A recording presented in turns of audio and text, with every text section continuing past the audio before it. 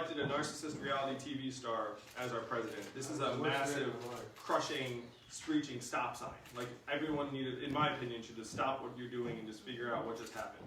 So then I started digging into the numbers and was like, how did this happen? Now, what are the mainstream media explanations for why Donald Trump is our president today? Russia. Oh yeah, that's a good point. That's a good question. So I'd say Russia's on the list. Working class white people. Fox News. Fox News. Racism. Facebook. FBI. Some combination of those things. And I'm going to suggest that there's one very, very big missing piece of this answer that, to me, is the driving force behind it all. And that, to me, the reason why Donald Trump is our president today is that we automated away 4 million manufacturing jobs in Michigan, Ohio, Pennsylvania, Wisconsin, Missouri, and 40,000 right here in Iowa. You want to look around Iowa and say, why did Iowa go so red? It's because you lost 40,000 manufacturing jobs over the last number of years. And if you look at the voting district data, there's a straight line up between the adoption of industrial robots in a voting district and the movement towards Trump. You can go district by district, and you'll see that straight line up. So, to me, this is a giant economic/technology story, where we're in the third inning of the greatest economic transformation in the history of the country, what some people are calling the fourth industrial revolution. And we're in the third inning. The first inning was the deregulation of financial services and the gobbling up of community banks, which was not a good thing. Number two was the decimation of manufacturing jobs. The country went from 17 million to 12 million manufacturing jobs over approximately an 18-year period. By shipping it to overseas and abusing their environmental and their health So the data, so what happened was, what got blamed for that job loss was a combination of globalization and immigration. But the facts actually say there's a bigger factor behind the loss of those 5 million jobs. That 80% of those lost jobs were because of automation of that manufacturing work. Where if you go into a factory today, 2 generations ago, it would have been wall-to-wall humans. Today, it is wall-to-wall robot arms and machines, and a handful of human technicians just ministering to the machines. That's 80% of the job loss. That is the second inning of this transition. The third inning, which we're in the midst of right now, is the phasing out of brick and mortar retail. How many of you have noticed stores closing in your main streets? And why are those stores closing? Everybody shops online. Amazon, that's right. Amazon is sucking up $20 billion in commerce every year, and it's just now going to push 30% of American malls and Main Street stores to close in the next 4 years. Now, on the flip side of that, what's the most common job in the United States? Retail. Being a retail worker. The average retail worker is a 39-year-old woman making between $11 and $12 an hour. So if 30% of those stores close, what are those workers going to do as the next move? That's the third inning of this transition. That's the one we're in right now. The fourth inning is the adoption of self-driving cars and trucks.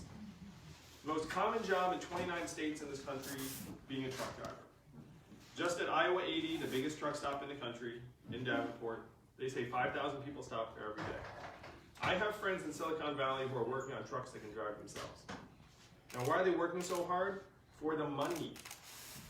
The pot of gold to automate truck driving is estimated to be $168 billion per year. Wow. So if you're an investor and someone comes to you and says, hey, I think I might be able to help automate these truck driving jobs, and I just need $1 billion to give it a shot, then you're like, sure. Because that investment's going to pay off very, very handsomely for whoever invests in the winning technology. And so Google has now a spin-off called Waymo that is the leader in this tech. So this is going to be the fourth inning, and the fourth inning is going to be disastrous. You know, there are 3.5 million truck drivers nationwide, average age 49. How many of y'all know what truck drivers? I don't mean to go give the stats.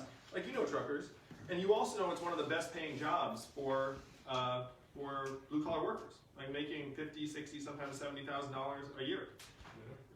Now, what do you think their next economic opportunity is going to be if the robot trucks come? And no, robot trucks don't need to stop. Human drivers have a 14-hour limit on how long they can drive the truck, and then the truck says, you gotta stop to sleep. Robot trucks, no limit. And only 13% of truck driving jobs are unionized. This is not a negotiation. 87% of them are individual firms, mom and pops, individuals who own their own trucks, et cetera, et cetera. So if you think the third inning brought us Donald Trump, you have to imagine, what is the fourth inning going to look like? What is the fifth inning going to look like? So the 5 most common jobs in this economy by category. Number 1 is administrative and clerical, which includes call center workers. There are 2.5 million call center workers in the United States. How many of you saw the Google AI demo that had software that can do the job of a call center worker? You saw it. What do you all think the time frame is on AI displacing a meaningful proportion of those 2.5 million call center workers? 5 years. 5 years? 3? I've already called and hit one. Yeah, you hit one, but you hated it, right, Emily? And then you counted that key and were like, get me a human, get me a human. We've all done that. But in 2 years, you're not going to be able to distinguish between the bot and the human. It's actually going to be comprised of hundreds of voice prompts from a human. So when you call Emily, it's going to be like, hey, how are you doing? What can I do to help you? And you're going to be like, hey, I could use help with that. And they're like, oh yeah, sure, let me help you. Like, it's just going to seem like a human. Now, it's not going to actually be smart like a human, but it turns out that all you need to do with AI is all you have to do is record, let's call it 100,000 customer service calls, and then optimize. Did I say 100,000? I meant 100 million. You can just record all of these interactions and then start optimizing, and then you don't need any actual intelligence. You just need to be able to account for the most common 99% of interactions. So this is what we're facing right now. Donald Trump is a symptom of a disease. The disease is an accelerating economy that is leaving more and more people behind. So imagine waking up to this in 2017, and you're me, and you're the person who's been getting medals and awards for creating jobs, and you realize that your work is like pouring water into a bathtub that has a giant hole ripped in the bottom. And so then you say, okay, what do I do about the hole? And the reason I'm running for president is that I'm a parent. I've got a 6 and a 3-year-old, and my choices in my mind were either fight for this country, let us know, hey look, it's not immigrants that are causing these problems, it is technology, and then bring us together and start coming to common solutions, or run and hide with my family. You know what I mean? That's legitimately the choice. And the techies I know, many of them are literally buying bunkers because they actually expect things to go very, very badly in the years to come. And so this is what I was facing in 2017. And so then I said, okay, let's say I want to try and fix this problem. I'm an entrepreneur, I'm a problem solver, I'm a patriot, I'm an American, and if we were to try and solve this problem, what would we do? So I started looking into solutions, and this is how I arrived at the freedom dividend of $1,000 a month for every adult. This far out idea that you're like, haha, that sounds way too good to be true. But if you look at the history of the freedom dividend, which is what I renamed it because it tests much better with more Americans, with the word freedom in it. Hey, at least he's honest, guys. I'm always honest.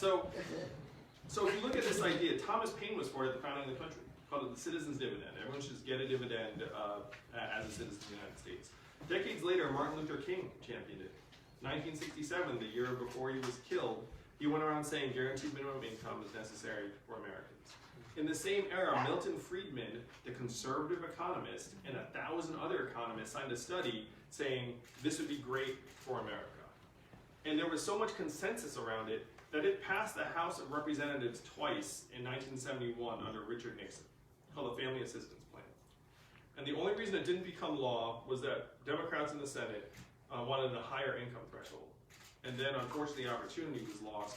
But then 11 years later, one state passed a dividend, where now everyone in that state gets between $1,000 and $2,000 a year, no questions asked. And what state is that? Alaska. And how does Alaska pay for it? Oil. And what is the oil of the 21st century? Technology, that's right. In Alaska, they call this the oil check, and they love it. We're going to call this the tech check. And everyone is going to love the tech check. So the trap we're in right now is who wins with artificial intelligence and the rest of it? Amazon, Google, Facebook, Uber, the biggest companies. How many of you saw the headline, how much did Amazon pay in taxes last year? Zero. Zero, that's right. So the trap we're in is that Amazon and the gang, trillion-dollar tech companies, are soaking up more and more value right out of Iowa. 30% of your stores are going to close. And you know how much you're going to see on that in return? Zero. That is the problem. That is why the state is turning red. We are depleting you economically. When I say we, I have nothing to do with it, obviously. But the system is depleting you and returning virtually nothing. And that is just going to pick up steam. When you have AI that can drive trucks, when you have AI that can do call center jobs, it's just going to speed up the depletion. And the people here in Iowa are going to be looking around being like, what the heck happened to this place? That's what's already been in process for the last number of years. So the plan is to take that value that's getting hoovered up like a black hole out of Iowa and bring it back to you all in the form of a $1,000 a month dividend. Now you can imagine your community where everyone here was getting another $1,000 a month. Where would that money go? Pay bills. A little bit of it would go to Amazon, that's true. But most of it would go to paying bills. What kind of bills? Food, Healthcare.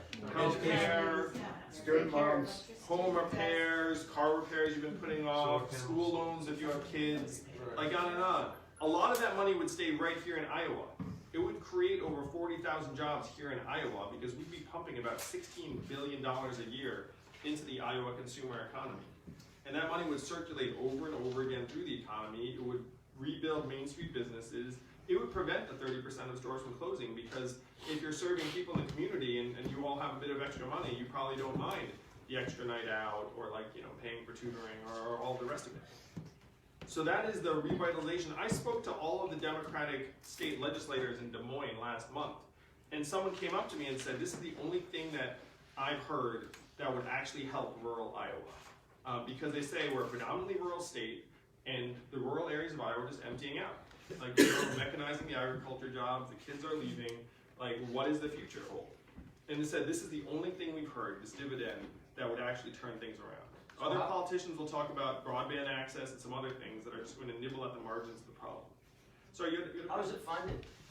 How is it funded? Yeah. Yeah. Yes. How's it assessed? So how do we get this money out of the Amazons and Googles of the world? So what you do is you look at what other countries have done. How is it that Amazon paid zero in taxes last year? And I'm going to suggest that it is not their fault, because if you have a management team, you get the accountants and lawyers together and say, all right guys, let's try and pay zero taxes. And if you can succeed in that and it's legal, then you high-five each other and then pay yourself big bonuses and go home. It is not their fault, it is our fault, because we've designed a system that they can game so easily.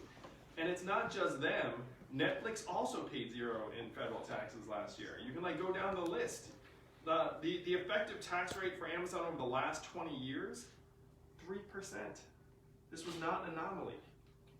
So what you have to do is you have to look at other countries and say, okay, how do other countries actually capture these economic gains? BATs. With a BAT, that's right, Emily. So what we do is we implement a value-added tax that will give everyone here in Iowa a tiny slice of every Amazon sale, every Google search, every Facebook ad, every robot truck mile. And because our economy is now so vast at $20 trillion a year, up $5 trillion in the last 12 years, a value-added tax at even half the European level generates $800 billion in new revenue. $800 billion plus all the economic growth, plus the cost savings on things like incarceration and emergency room healthcare and homelessness services, plus the value gains from having a stronger, healthier, better educated, mentally healthier, more productive population would pay for this dividend of $1,000 a month. This is the trickle-up economy. From people, families, and communities up. And I'm going to submit to you all, this is the only way that we can make our economy work for us. Because the winner-take-all dynamics are just going to speed up. So that's the freedom dividend. I know in the face of it, when you first heard of it, you were like, that sounds like a gimmick, that sounds too good to be true, there's no way we can afford that. But when you dig in, it's eminently affordable, and indeed, if we don't make this move, we're going to watch our country disintegrate over the coming years. And if you think that's dramatic, our life expectancy has declined for the last 3 years, the first time that's happened in a century. And why has our life expectancy declined for the last 3 years? healthcare costs rising, some people don't see healthcare. Drug overdoses, suicides, all at record highs. People can't afford insulin and they die in the state of Iowa. Yeah, and our healthcare too. Like our healthcare, we're spending twice as much to worse results than other countries. It's maddening. There are massive structural problems, but the reason our life expectancy has gone off a cliff is if you look at the suicide rate among middle-aged Americans in particular, it's at many, many times historical norms and many, many times other industrialized countries. 8 Americans are dying of drugs every hour. Vehicle deaths have now been outpaced by both suicides and drug overdoses for the first time in history. And the last time this happened, I talked about a century ago, the life expectancy declined. That was the Spanish flu, 1918. We're in Spanish flu territory. So when you look around and say, how did Trump win? It's because we are falling apart by the numbers. Record highs, suicides, drug overdoses, mental health problems. Record lows, starting a business, moving across state lines for a new job, getting married, having children. Pretty much any act of sustained optimism or prosperity is at a record low or a multi-decade low. Anything that indicates despair, failing, suffering, record high or multi-decade high. Now, this all gets obscured in the national discourse because what are the numbers everyone's throwing at you in the press? Unemployment is low. Right. There are 3 numbers: headline unemployment, GDP, stock market. And I have to say, as a CEO, I get infuriated by this stuff. Because if you have terrible measurements, you're just going to end up riding them off a cliff. So if you look at them, headline unemployment does not include people who are out of the labor market or are doing an underemployed job that, it's like not a fit for them. Right now, as we're together, the labor force participation rate in the United States of America is 63.2%. I believe it. Close to a multi-decade low and the same levels as Ecuador and Costa Rica. Now, this is not a knock on those countries, but I'm going to suggest those are not the comparables you want. The other industrialized countries have a significantly higher labor force participation rate. If you look at the curve peaks in 2000, and then we start decimating manufacturing jobs, and those workers leave the workforce in droves. Of the manufacturing workers who lost their jobs, about half left the workforce and never worked again. And of that half files for disability. There are now more Americans on disability than work in construction. 20% of working age adults in some parts of the country are on disability. So I'm a numbers guy, you can tell, right? Like I just went digging into the numbers. Headline unemployment, terrible stat. I'm going to redo it as president. Stock market growth, 50% of Americans own 0 stock. And the bottom 80% of Americans own 8% of stock market wealth. The top 20% own 92%. So why are we cheerleading something that really just indicates the fortunes of the top 20%? Like that doesn't make sense to 4/5 of the country. And then GDP, for GDP I like to talk about my family. My wife is at home with our 2 boys, one of whom is autistic. What does her work every day get figured in at with GDP? 0. What is the market value for work at? Also 0. And I can attest to the fact she's working much harder than I am, and I'm running for president. That her work is more important, challenging, and vital, and GDP puts it at 0. Again, GDP is GDP is going to go up and up with self-driving trucks, but self-driving trucks are not going to be great for the truckers or the retail workers and everything else. It's a trade-off. But if you look at the history of GDP, we invented GDP almost 100 years ago during the Great Depression. The Depression was on and the government was freaking out. And they were like, we need a number. So this guy named Simon Kuznets invented GDP.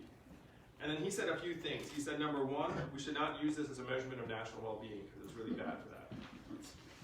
Number 2, we should include motherhood and parenthood because they're so vital. And number 3, we should not include military defense spending because it adds no real value. Of course, we ignored all 3 of those things. So one of my first acts as president is in 2021, I'm going to walk down the street to the Bureau of Labor and Statistics and say, guys, GDP, 100 years old, doesn't really help us. It's time for an upgrade. So I'm going to ask you all, how would you measure the economy in ways that would actually get you excited, like as a human being? Like what would you be like, oh, if that goes up, I'm actually, because how many of you get excited about GDP being up? How many of you are like, ooh, I'm going to make a big contribution today? Happiness index or well-being index or something. Yes, mental health and freedom from substance abuse. If you knew people were being like happier and healthier in your community, you'd be very happy, right? So mental health, physical health, health-adjusted life expectancy. What good's a high GDP if we're dying? I mean, that doesn't make any sense. Climate change. Yes, clean air and water. You can say, look, that should be part of economic progress. Average income and affordability. And I would suggest average income would go up by $12,000 if you put it up. But you should have certainly average income and affordability as a measurement. Median income, yes. The mean gets distorted by some mega rich folks at the top. Median's a much better measurement. So what you do is you upgrade GDP to actually correspond to how we're doing. And then you try and reward institutions and companies and individuals that help drive the country in that direction. If you help get someone off of drugs, like that actually counts as economic progress, then we try and find ways to reward that. As president, I'm going to have the American scorecard, which is what we call this updated version of GDP, up at the State of the Union and say, hey guys, how are we doing? And then just show and be like, well, 8 of us are dying of drugs every hour. That's horrifying. So let's try and get that down to 4 in 4 years, and then here are the things we're going to do. And just report on how we're actually doing in ways that would matter to us, and then people would get excited. You could motivate the country saying, you know what we're going to do? We're going to try and get our childhood success rate up by 5%. We're going to try and get our water and air quality to like a certain level in a certain time frame. Really, this is a measurement problem. We're in the middle of the greatest measurement problem in the history of the world. And it's going to destroy us. Because if we keep chasing the wrong numbers, then we're going to find ourselves competing against things we cannot beat. You know, if the game is capital efficiency, we lose. If the game is human well-being, then we win. So that is why I'm running for president. I was looking at all this and being like, okay, you literally have to rewrite the rules of the economy to make this happen. You have to make the economy more human-centered. You have to make it trickle up. Almost like an anti-capitalist perspective. You know? I need to speak. Don't say socialism. Yeah, Well, so this how is is what- this going to fly with the Republicans? This is what I suggest. Oh, well, I really want you guys to do me a huge favor. Just Google Andrew Yang, Tucker Carlson. Because I was on Tucker's show, and Zach was just saying, he's like, I can't believe I'm going to say this sentence, but I really enjoyed your Tucker Carlson interview. So if you see, I'm actually right now, and that's one reason I'm really grateful to be here with you all. I've been on Fox 5 times, and there are all of these Trump supporters that are now excited about me, which is like, so you talk about like, hey, you know, this seems anti-capitalist. Like, so first I'm going to talk about sort of the capitalism-socialism dichotomy. Is that right now the relationships of capitalism are breaking down because of technology. I'm going to quote a friend of mine, Eric Weinstein, who said that we never knew that capitalism was going to get eaten by its son, technology. Because the relationships you take for granted with capitalism, if I have a successful company, I have to hire lots of people, I have to pay them well and treat them well, I have to make sure they can buy my goods and services, I have to care about how things are going in my town. Now, in this era, none of that's true. I can start a successful company, not hire lots of people. If I do hire people, I can make them gig workers or contractors and not give them health care. I don't care if they can buy what I'm selling. Like, I'm selling globally, so it doesn't matter what's going on in my backyard. Like, all the things we used to take for granted are breaking down, and we're not adjusting. And so we're stuck in this socialism, capitalism, like, dichotomy that no longer really works for us. So the big 3 moves I want to make, and if you go to my website, I've got 75 policy proposals. The big 3 are, everyone gets $1,000 a month, freedom dividend, redefine GDP for human-centered progress, and number 3 is universal health care, Medicare for all. Because it makes no sense to have health care linked to your job when 94% of new jobs are temporary or gig or contractor jobs. That doesn't make any sense. And right now our healthcare is crushing us, where if we get sick or injured, we're more stressed out about paying for treatment and navigating the bureaucracy than we are getting well. And we're spending twice as much. So those are the 3 big moves. But your point, what was your name? I'm sorry. No, Amy. No, Amy. So I'm actually getting tons of Trump supporters and Republicans and conservatives and independents behind me, and libertarians, because they love this idea of the freedom dividend, and economic autonomy, and everything else. What I need to do is I need to have people like you all, passionate progressives and liberals, see that this agenda is more transformatively good for us, and human beings and families and women. And one of the things I say is, look, if the Democratic Party is going to empower women, nothing would empower women more than putting $1,000 a month in everyone's hands. Because there are thousands of women here in Iowa and millions around the country that are in exploitative or abusive jobs or relationships because they lack the economic freedom to be able to improve their situations. So we can talk about empowering women, or we can put $1,000 a month into everyone's hands, and then that would end up also recognizing and compensating women, at least in some small part, for the unrecognized and uncompensated work that we know women do the vast majority of in our society every day. So what I need to have progressives understand is, like, look, this is the most progressive agenda that's been proposed in decades. But for whatever reason, the conservatives are loving me and getting excited about it, and I can't get on MSNBC. It's very confusing. I'm going to say that's about to change, because Chris Hayes just called, his producer just called 3 days ago and said, like, they want to have me on, like CNN is going to have me on. I just am about to clear, literally in 2 days, the donation threshold I need to make the Democratic primary debates. So everyone's going to see that, like, I'm going to be on the debate stage, so that MSNBC and CNN are like, all right, I guess we're going to have this guy on. But we're raising $30,000 a day right now in small dollar donations. Better than Bernie? It's not better than Bernie, but my fans are cheaper than Bernie. So I've got that going for me, because the average donation is $16, and I think his is $27. But you know, still very, very excited. And I think it is better than most of the other major candidates. Yeah. So I'm something of the new age Bernie, but younger, hipper, better head of hair. And you don't yell. You don't yell at kids in your yard, right? Get out of my yard. No. Yeah, no, I'm not much of a yard yeller. So that's where the campaign is. But I'm so thrilled to be able to make this case to you all that this is the vision we need. As a matter of fact, I'm going to say the Democratic Party needs an affirmative economic vision to present to the country. And that vision needs to start here in Iowa. The history of the country rests in your hands. It's one reason I'm thrilled every time I come here. Because the rest of the country is looking up and seeing we have this system that's just overrun by money. You know, like these pipes that are just clogged full of millions of dollars, and everyone's like, oh, I can't do anything about it. And they are right. They can do nothing about it. The only people in this country who can do something about it are you, people in this state. It's true. That's true. Everywhere else, like, you know, I did the math. Like, each of you is worth approximately like 2,000 voters in, you know, in New York. So what's the math? I'm in a room with like 100,000 voters right now. So that's the system we have. But Iowa is truly like the promised land where democracy works and votes actually matter. And I'm going to suggest an idea that could help recapture our democracy from the corporate moneyed interests. So every Democrat's going to run around and say we need to repeal and overturn Citizens United. We do, and we do. It's a bad decision. But I'm going to suggest to you all that it does not solve the fundamental problem that certain people and organizations have the money and certain do not. And so democracy will be more responsive to the moneyed interests. So here's how we fix it. I'm president in 2021, getting everyone the dividend. And while we're getting everyone the dividend, we say, you know what else we're going to do? We're going to give everyone who's an adult $100 democracy dollars a year that you can only give to political campaigns. And if you don't use it that year, it disappears. And what that would do is that would put 5 times all the corporate money into citizens' hands every year and just wash out the corporate money. I like it. It's good. And so if someone like me or someone like Zach, if Zach gets 10,000 people behind him, that means he's going to raise $1 million from those people.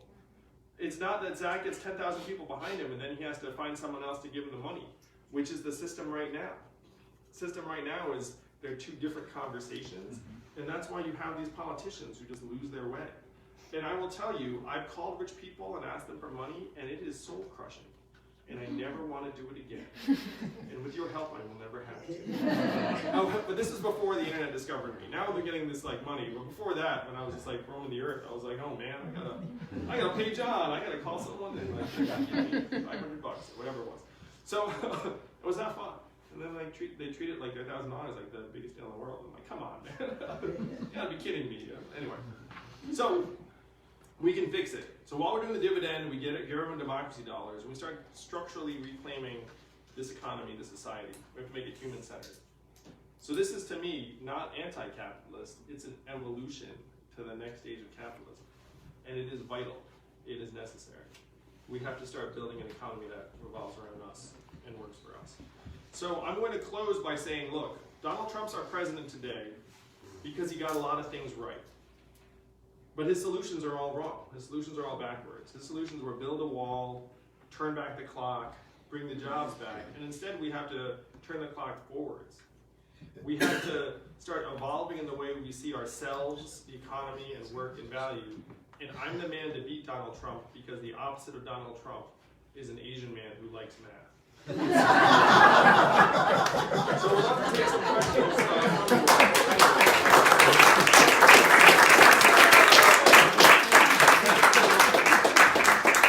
Questions, I'm sure you got them. Emily, you got your hand, sure. How do we keep the value-added tax from being regressive and taxing hard-working local businesses that are struggling? Yeah, how does it work? Yeah. Tell us So about in simple terms, it's like a tax at the point of sale that businesses pay throughout every stage. But Iowa would be a net winner by $16 billion. And if you think about your small struggling business, let's say their prices go up, call it 7-8%, but everyone in the community has an extra $12,000 a year. Is that business going to be better off or worse off? Well, it should be better off. It's going to be a lot better off, because trust me, I've done the numbers.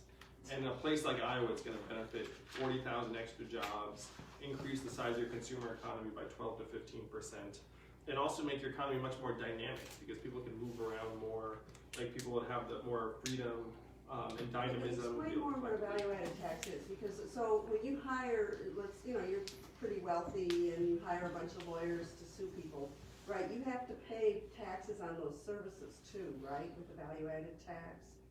Legal services probably would be included, yes. So you pay at the time, at the point of what? At the point of consumption.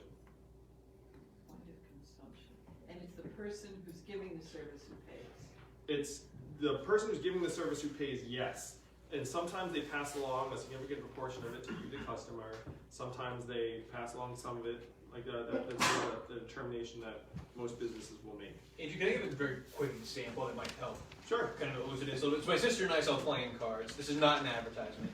But when you buy a deck of the woman cards, you pay sales tax once. You pay 6% at the register, right? In the value-added tax system, when we buy our cards from our manufacturer, right, they sell them to us, we would pay the value-added tax at that point. And then you would pay the VAT when you buy it. I thought it was just the opposite. But then our manufacturer would also pay the value-added tax when they buy the paper and they buy the ink, right? So it creates this interlocking system that actually is much more accurate, because in every single stage of production, the purchaser has an incentive to accurately report what is being bought and the tax that is being paid. Yes. In the current system, a lot of tax revenue gets lost because business owners are greedy. And keep in mind, every other advanced economy already has a value-added tax except for us, because of what Zach just described. So, like the accounting firms all know how to do it very, very quickly and easily, because literally all have global clients that, I mean, if we're talking about like big.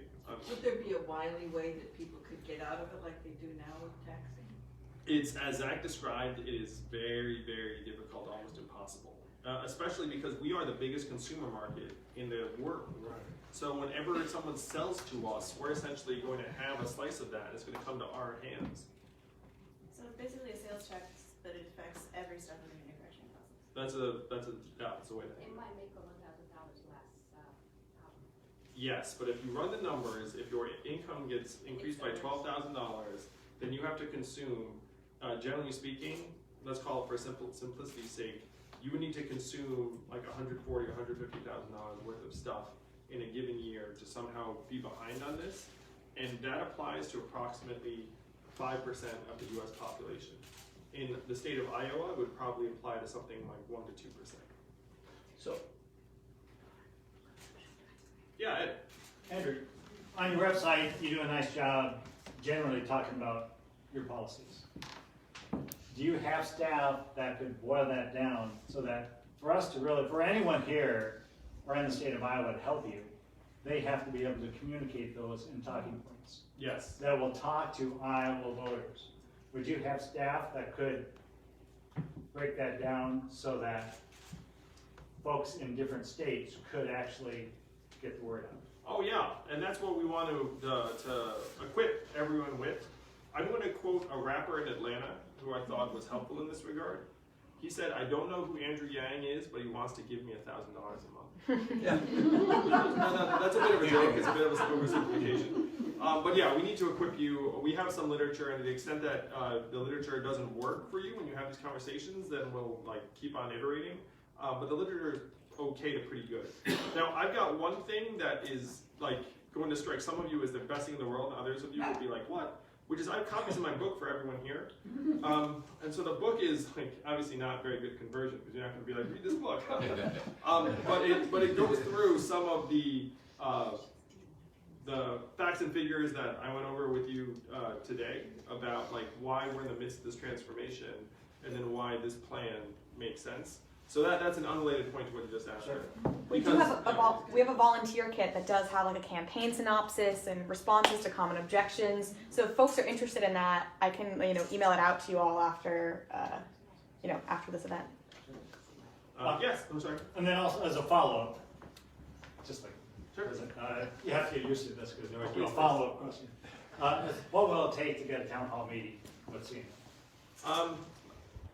I believe that we're going to have a town hall meeting sometime in the next 1 to 2 months. Okay. But thank you for asking it because after we get on the debate threshold, CNN's going to come around, especially after we report our fundraising numbers. Because again, if we're raising $30,000 a day, which we are right now, when this gets reported at the end of April, all the political press are going to be like, "What the heck just happened? This person that we were not following actively just outraised 3/4 of the declared candidates," and then all of the mainstream press are going to come right this way. Yes? Yeah, I really like the idea that this essentially tech dividend will be coming back to all of us as raising the median income to boost, to support local economy and general well-being.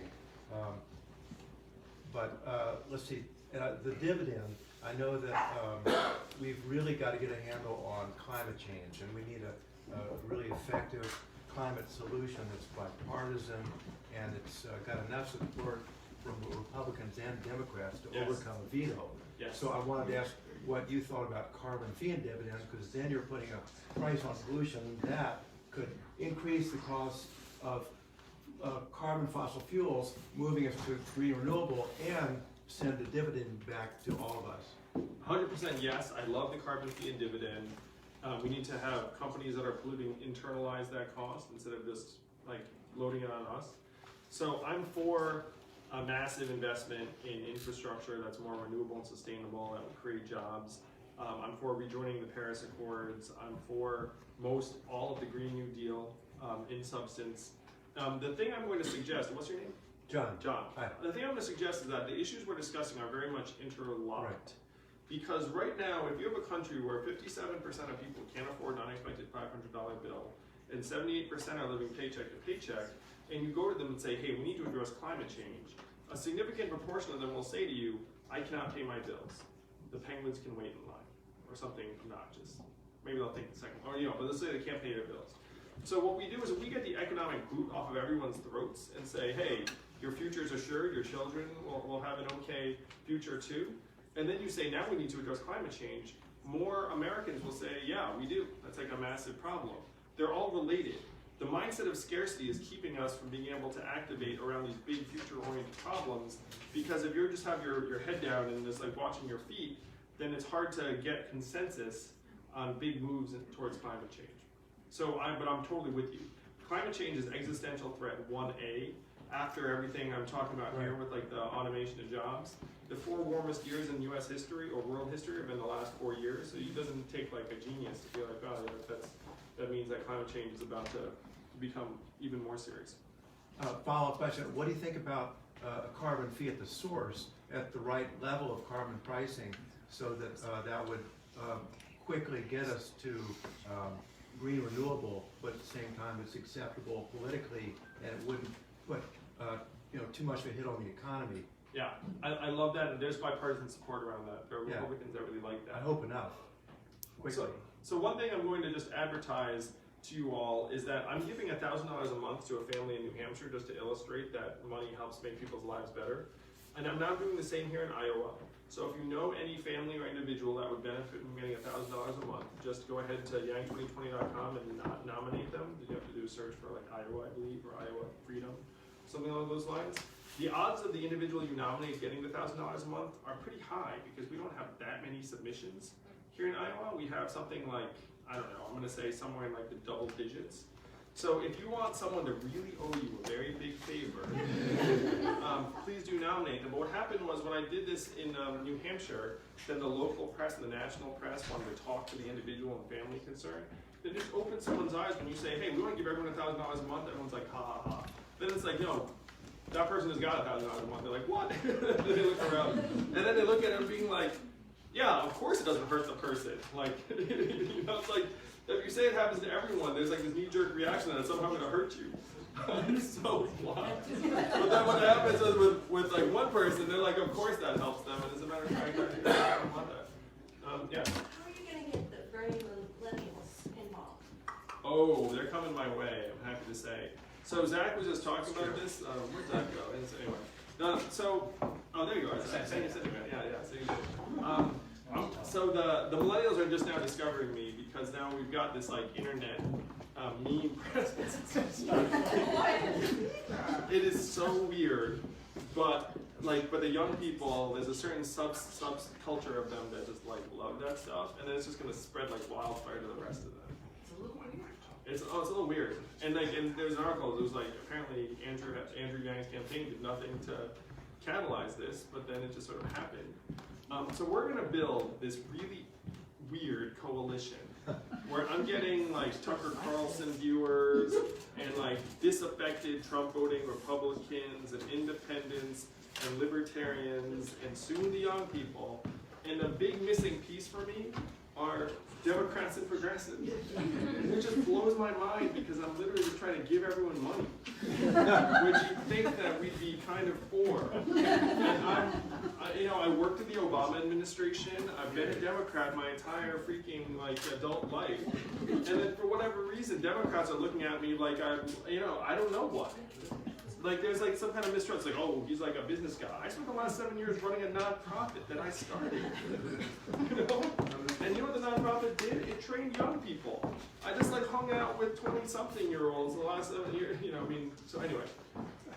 So there are like some strange perceptions about like who I am and my motivations. Like I'm just anyway. You can tell I'm a little bit like, because it's gone in like an opposite direction what I thought. Because I thought that Democrats and progressives would be like, yes, and then the disaffected Republicans would be like, grr. But instead it went the other way. What was that again? No, instead it's the other way. They're like, yes, and then the Democrats and progressives are like, who's this person? It's like, oh, come on. Zach. Two very quick points. One, your remarks about GDP I think are so important. I think it was Bobby Kennedy who said that GDP tells us everything about life except that which is worthwhile. And so in terms of the democratic tradition, you're in a good one. But the second point is, personally, I think we're looking at there's a great book by Michael Lewis that came out a couple of months ago called The Fifth Risk, which is about the inability of the Trump administration to manage government. And my question is for you, somebody who has not held elected office, first-time candidate, how do you think about learning how to be in office when that office is the most important governmental office in the world? Sure. So, and that is actually a great point, Zach. You're right. That there are a lot of traditional Democrats who look askance at me because they're like, hasn't held elective office, don't know if he knows how government works, like government is not a business, et cetera, et cetera. All of which I 100% embrace. And if you start a nonprofit, I'm sure this is true somewhere. How many of y'all have worked in nonprofits? So if you like work in a nonprofit or run a nonprofit, you know what that process looks like. Is it's continuously consensus building, it's continuously trying to galvanize energy around a particular vision or goal. It's not just being like, here's the money, do it. Like that's not the way these organizations work. So I went to law school. You know, I like started a nonprofit that I grew from scratch to become a national organization. And my favorite thing to do is just build really excellent teams and then elevate people and give people responsibility to run with things. Like I have zero ego around anything that happens. And one of the things I've already said I was going to do is that after we become president, thanks to you all in 2021, I'm going to appoint a head of culture, call her Oprah or Roy Rock. And then this head of culture will then congratulate sports teams and pardon turkeys and do all this stuff because the sports teams would rather meet The Rock than me anyway. And just try and actually make the position of government like, you know, more effective instead of just morphing into this strange ceremonial thing. But that just goes to show it's like I have zero ego. Like the point is to try and build a dream team at every level of government that we can muster, and then to the extent we can take some best practices. So here's a best practice I have in mind. You cannot run a business. Like there are different things. But you can do something like make, for example, tax day less painful and onerous on us. So if you were a business and you had hundreds of millions of customers and they gave you hundreds of billions of dollars, you would thank them. You would maybe make that day like a festive holiday, let's call it Revenue Day, and give everyone the day off. When you pay your taxes, first we try and pay your taxes for you. You'd have like software that said, hey, we think this is what your taxes look like based on last year and the publicly available information, but you know, you feel free to modify it. We try and like help you. After you pay it, we have a thank you video saying here's where your money goes, with government employees being like, thank you so much, like here's the work I'm doing. And then you could elect where to send 1% of your taxes, say like this is a program that's important to me, and then you get another thank you from that group of people. So this to me is not, so this is like a business principle, which is just try and treat your customers well. And if we are the citizens of this country, then, you know, like, because right now, a lot of Americans just think like, I don't know where the heck my money goes, like I feel like the government's just like this terrible bureaucracy, it's like blah, blah, blah. And so the government should at least try and be responsive to that and be like, okay, I kind of see how you feel that way, so let me just do a few basic things. So these are some of the things I think you can take from business, just like principles of trying to like communicate and, you know, let people know where the resources are going. But my main experience is team building and trying to galvanize people around a vision, which is what I've done for the last 15, 20 years. Now, it's true that most people, just if you had a sketch of my biography, might not get any of that. You might just be like, you know, again, like you're just some like tech person who just thinks that you can like make, like, no, it's not been the organizations that I've been running for the last number of years. But thank you, Zach, because you actually hit me nail on the head as to why I think a lot of people, you know, are not embracing me as a Democratic candidate. Well, we embrace you. Sorry. We're impressed. Well, thank you so Thank much.